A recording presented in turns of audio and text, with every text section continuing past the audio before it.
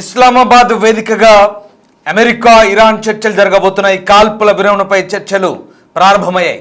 Lebanon కాల్పులు ఆపాలంటూ Iran మెలిక పెడుతోంది. Israel ఇందుకు అంగీకారం తెలుపుతుందా అనేది మాత్రం ఇప్పుడు ఆసక్తికరంగా మారుతోంది.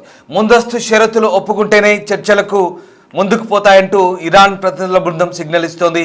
ఇరాన్పై మరోసారి ట్రంప్ మండిపడ్డారు. చర్చల కోసమే దాడులు ఆపమంటూ వివరణించారు. హర్మూజ్లో టోల్ అంగీకరించబోమంటూ ట్రంప్ తెగేసి చెప్తున్నారు. గతంలో కంటే విధ్వంసం సృష్టిస్తామంటూ వార్నింగ్ ఇస్తున్నారు అమెరికన్ బృందం. ఈ నేపథ్యంలో మరోవైపు తాము కూడా అవసరమైతే మళ్ళీ పూర్తి స్థాయి యుద్ధానికి సిద్ధమంటూ ఇరానియన్ సెంట్రల్ కమాండ్ కూడా వెల్లడిస్తోంది. దీంతో చర్చల ప్రారంభానికి ముందే ఉద్రిక్తతలు చోటు చేసుకున్నాయి. అయితే ఇస్లామాబాద్ వేదికగా జరిగే చర్చల కోసం సర్వం సిద్ధమైంది. ఇప్పటికే అమెరికాతో శాంతి చర్చల కోసం పాకిస్తాన్కు ఇరాన్ ప్రతినిధి బృందం చేరుకుంది. కాల్పుల విరమణ ఒప్పందంతో పశ్చిమాసియాలో యుద్ధానికి తాత్కాలికంగా బ్రేక్ పడింది. అయితే దాన్ని శాశ్వతంగా ముగించేందుకు పాకిస్తాన్ రాజధాని ఇస్లామాబాద్ వేదికగా అమెరికా ఇరాన్లు చర్చలకు సిద్ధమయ్యాయి.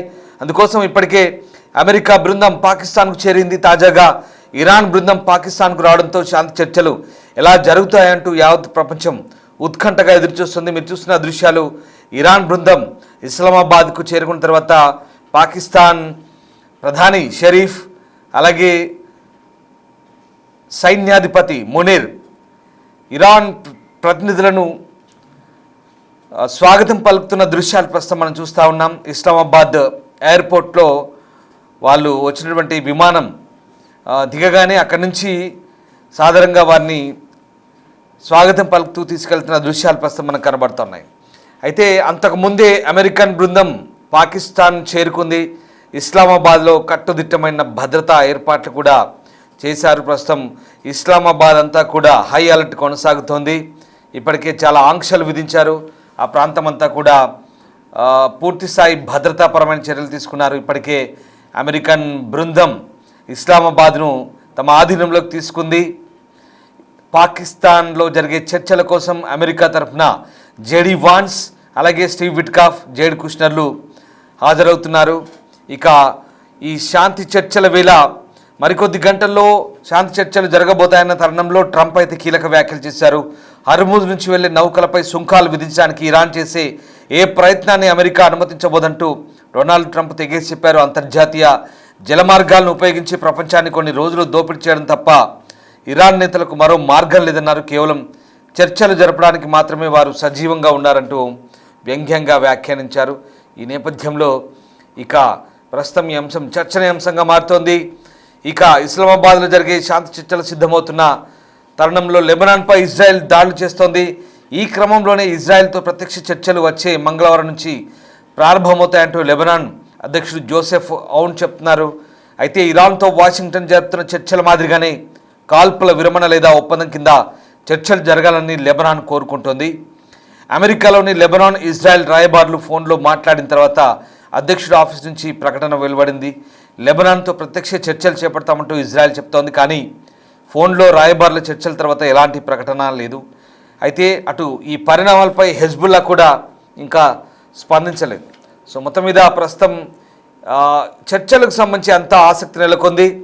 శాంతి చర్చల్లో పాల్గొనేందుకు ఇరాన్ తరఫున పార్లమెంట్ స్పీకర్ మహమ్మద్ బఘేర్ ఖాలిబాఫ్ నేతృత్వంలో ఇరాన్ ఉన్నత స్థాయి ప్రతినిధి బృందం ఇస్లామాబాద్కు చేరుకుంది. ఈ బృందానికి రావల్పిండిలోని నూర్ఖాన్ ఎయిర్ బేస్లో పాకిస్తాన్ విదేశాంగ మంత్రి ఇషాక్ దార్, జాతీయ assembly speaker Sardar Ayaz Sadiq, army chief field marshal Asim Munir, అంతర్గత వ్యవహారాల మంత్రి మోసిన్ నఖ్వీ స్వాగతం పలికారు. ఇరుపక్షాలు నిర్ణయాత్మకంగా చర్చలు జరుపుతాయంటూ దార్ ఆశాభావం వ్యక్తం చేశారు. ఈ వివాదానికి శాశ్వత పరిష్కార దిశగా ప్రయత్నాలకు సహకరించేందుకు పాకిస్తాన్ సిద్ధంగా ఉందంటూ పునరుద్ఘాటించారు. మీరు చూస్తున్న దృశ్యాలు శాంతి చర్చల్లో పాల్గొనేందుకు వచ్చిన ఇరాన్ బృందం పాకిస్తాన్లోని నూర్ఖాన్ ఎయిర్ బేస్లో దిగింది. పాకిస్తాన్ విదేశాంగ మంత్రి, ఆర్మీ చీఫ్ అంతా కూడా వాళ్లకు స్వాగతం పలుకుతున్న దృశ్యాలు ప్రస్తుతం మనం చూస్తూ ఉన్నాం. అది నూర్ఖాన్ ఎయిర్ బేస్ పాకిస్తాన్లో ఇస్లామాబాద్కు సమీపంలో ఉంటుంది. అయితే గతంలో మనం ఆపరేషన్ సింధూర్ సందర్భంగా ఈ నూర్ఖాన్ ఎయిర్ బేస్ను విధ్వంసం చేయగలిగాం. అయితే దీన్ని మళ్ళీ ప్రస్తుతం రాకపోకలకు పునరుద్ధరించుకున్నట్టుగా తెలుస్తోంది. ఈ నూర్ఖాన్ ఎయిర్ బేస్లోనే ప్రస్తుతం ఇరాన్ బృందం దిగింది. దానికి సంబంధించిన దృశ్యాలు ప్రస్తుతం మనం చూస్తూ ఉన్నాం. ఇక ప్రధానంగా ఈ చర్చలకు సంబంధించి చర్చలకు ముందు ఇరాన్ పెట్టిన షరతులు కూడా హైలైట్ అవుతున్నాయి. చర్చలు ప్రారంభం కావడానికి ముందే ఇరాన్ ప్రతినిధి కాలిబాఫ్ 2 ప్రధాన డిమాండ్లను తెరపైకి తెచ్చారు. పాత డిమాండ్ల తర్వాత మళ్ళీ ఈ కొత్త డిమాండ్ లెబనాన్లో కాల్పుల విరమణ జరగాలి, అంటే ఇజ్రాయెల్ లెబనాన్పై జరుపుతున్న దాడులను వెంటనే నిలిపేయాలనేది మరో ప్రధాన డిమాండ్. అలాగే స్తంభింపజేసిన ఆస్తుల విడుదల, అంటే విదేశాల్లో ఉన్న ఇరాన్ నిధులను వెంటనే విడుదల చేయాలంటూ, ఫారెన్ అసెట్స్ని విడుదల చేయాలంటూ మరో ప్రధాన డిమాండ్గా పెట్టబోతున్నారు. అలాగే ఈ 2 షరతులు నెరవేరితేనే చర్చలు సజావుగా జరుగుతాయంటూ ఇరాన్ స్పష్టం చేస్తోంది. మరోవైపు గత వారమే పాకిస్తాన్ చొరవతో 2 వారాల పాటు తాత్కాలిక కాల్పుల విరమణకు ఇరు దేశాలు అంగీకరించాయి. కానీ క్షేత్రస్థాయిలో పరిస్థితులు మాత్రం భిన్నంగా ఉన్నాయి. ఇజ్రాయెల్ తన దాడులను కొనసాగిస్తూ ఉంది. మరోవైపు హర్ముజ్ జలసంధిని తెరిపించడంపై అమెరికా పట్టుబడుతోంది. చర్చలు విఫలమైతే తాము ఇతర మార్గాల ద్వారా జలసంధిని తెరిపిస్తామంటూ డొనాల్డ్ ట్రంప్ హెచ్చరిస్తున్నారు. ఇక చర్చలకు వేదికైన పాకిస్తాన్ ఇప్పుడు శత్రు దుర్భేద్యంగా మారింది.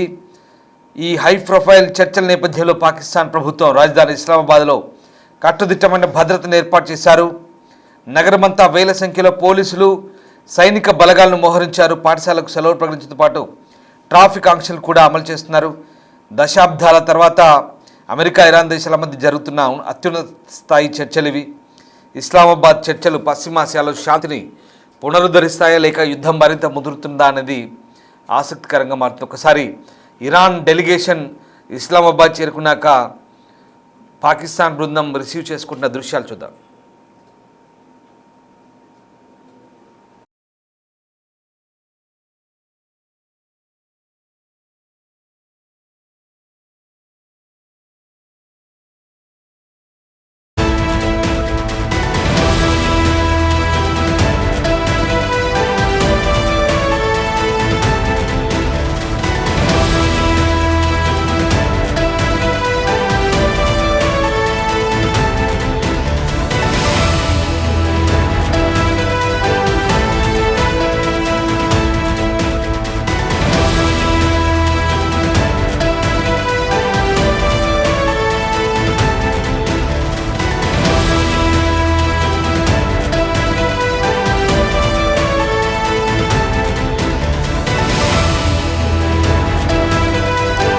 మరోవైపు ఈ ఉద్రిక్తతల నడుమ హర్ముజ్ జలసంధిని ఎట్టి పరిస్థితుల్లో ఒప్పందం కుదిరినా కుదరకపోయినా రీఓపెన్ చేస్తామంటూ డొనాల్డ్ ట్రంప్ కుండబద్దలు కొట్టినట్టు చెప్తున్నారు. ఒకవేళ పరిస్థితులు తేడా వస్తే కనుక దాన్ని ఎలా రీఓపెన్ చేయించాలో తమకు తెలుసన్నారు. మరోవైపు ఇరాన్ వసూలు చేయాలనుకుంటున్న టోల్ రుసుముకు సంబంధించి కూడా మండిపడ్డారు డొనాల్డ్ ట్రంప్. తాము కేవలం చర్చల అంశానికి మాత్రమే ప్రాధాన్యత ఇస్తామని, టోల్ వసూలు గురించి ఇరాన్ చేస్తున్నటువంటి ప్రతిపాదనలు ఎక్కడా సమర్థనీయం కాదంటూ మండిపడ్డారు. ఇదంతా కూడా ఇరాన్ ఇతర దేశాల నుంచి దోచుకోవాలని చూస్తుందంటూ ట్రంప్ తీవ్ర స్థాయిలో మండిపడ్డారు. ఒకసారి ట్రంప్ ఏం మాట్లాడారో చూద్దాం. What's going on? They're militarily defeated, and now we're going to open up the Gulf with or without them. But that'll be open. We're going to be, or the Strait as they call it, and I think it's going to go pretty quickly. And if it doesn't, we'll be able to finish it off one way or the other. It's going well. The Navy's gone, the Air Force is gone, all anti-aircraft is gone, the leaders are gone, the whole place is gone. So we'll see how it turns out. So it's JD, it's Steve and Jared. They have a good team, and they meet tomorrow. We'll see how it all works out. You're not going to let them toll the Strait, are you? I mean, it's international. No, we're not going to let that. It's international water. If they're doing that, nobody knows if they're doing that, but if they're doing that, we're not going to let that happen. What's going on? They're militarily defeated, and now we're going to open up the Gulf with or without them. But that'll be open. We're going to be, or the Strait as they call it, and I think it's going to go pretty quickly. And if it doesn't, we'll be able to finish it off one way or the other.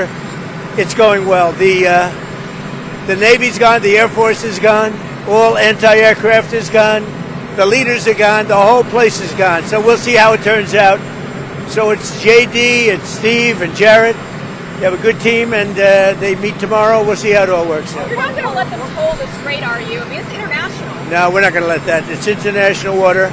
If they're doing that, nobody knows if they're doing that, but if they're doing that, we're not going to let that happen. మరోవైపు చర్చలకు సంబంధించి ఇప్పటికే Iran ప్రతిపాదించిన 10 అంశాలతో పాటు తాజాగా మరొక 2 అంశాలు. లెబనాన్లో ఇజ్రాయెల్ దాడులు ఆపాలి, అమెరికా జప్తు చేసిన తమ విదేశీ ఆస్తులకు సంబంధించినటువంటి విడుదల చేయాలంటే ఫారెన్ అసెట్స్ని రిలీజ్ చేయమంటూ ఇరాన్ ప్రధానంగా మరో 2 డిమాండ్లను పెడుతోంది. అటు అమెరికా కూడా జేడీ వాన్స్ బృందం ఇప్పటికే పాకిస్తాన్ చేరుకుంది. ఒకవేళ చర్చలను తప్పుదో పట్టిస్తే కనుక ఎట్టి పరిస్థితుల్లో ఉపేక్షించమంటూ అమెరికా కూడా హెచ్చరిస్తున్న పరిస్థితి కనబడతా ఉంది. ఇప్పటికే పాకిస్తాన్ ప్రభుత్వం ఓవైపు ఆ ప్రాంతమంతా కూడా హై అలర్ట్ ప్రకటించిన నేపథ్యంలో మరోవైపు ఇక డొనాల్డ్ ట్రంప్ తీవ్రమైన హెచ్చరికలు జారీ చేస్తున్నారు. హర్మూజ్ జలసంధి ఒకవేళ ఒప్పందం కుదిరినా కుదరకపోయినా తెరిపిస్తామంటున్నారు. తమ దగ్గర మార్గాలు ఉన్నాయంటున్నారు. దానికి తగ్గట్టుగా ఇప్పటికే ప్రణాళికలు తయారు చేసి పెట్టుకున్నామంటున్నారు. మరోవైపు హర్మూజ్ను మూసివేయడం చాలా తప్పంటూ యూఏఈ కూడా మండిపడుతోంది.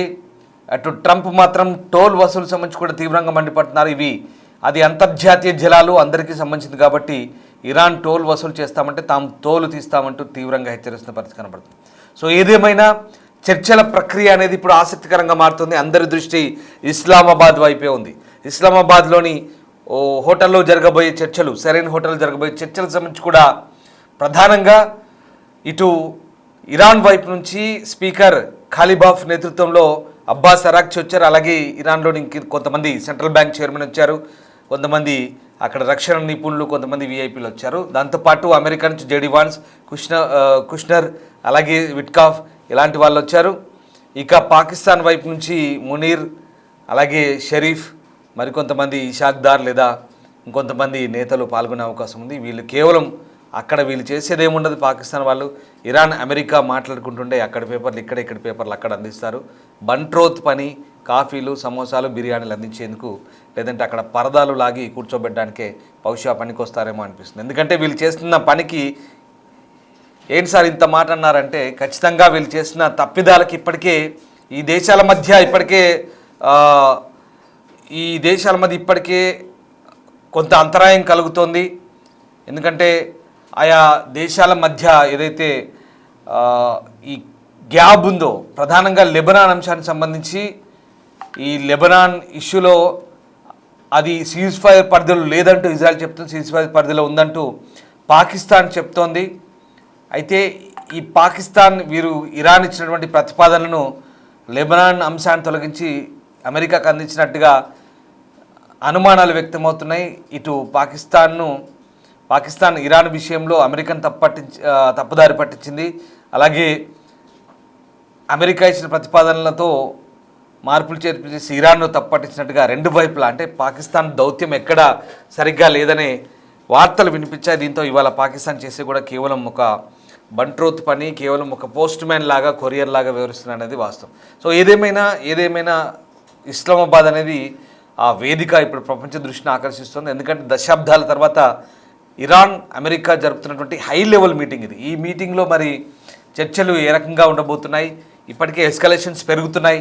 ఈ చర్చలు అనేవి అంత సామరస్యంగానైతే లేవు. ఎక్కడ పరిస్థితులు చర్చలకు ముందే మళ్ళీ హెచ్చరికలు, ఎవరికి వారు ఆధిపత్య ప్రదర్శన చేస్తున్నారు, ఎవరికి వారు మేము తక్కువ కాదంటూ ఒకరిపై ఒకరు నిందలు వేసుకుంటూ మాటల తూటాలు పేలుస్తున్నారు. మరోవైపు ఇజ్రాయెల్ పాకిస్తాన్ మధ్య ఈ చర్చల సందర్భంగా చోటు చేసుకున్న గొడవ అదంతా కూడా ఇప్పుడు ఏ రకమైనటువంటి వాతావరణం పెద్దగా సామరస్యంగా లేదు. కానీ ఒకవేళ మరి పాకిస్తాన్లో జరగబోయే ఇవాళ ఈ చర్చలకు సంబంధించి ఎట్లాంటి ప్రతిపాదనలు ఇరువైపు నుంచి వస్తాయి, ఆ ప్రతిపాదనల విషయంలో సానుకూలమైన చర్చ జరుగుతుందా లేదా అనేది చర్చల సారాంశం ఆధారపడి ఉంటుంది.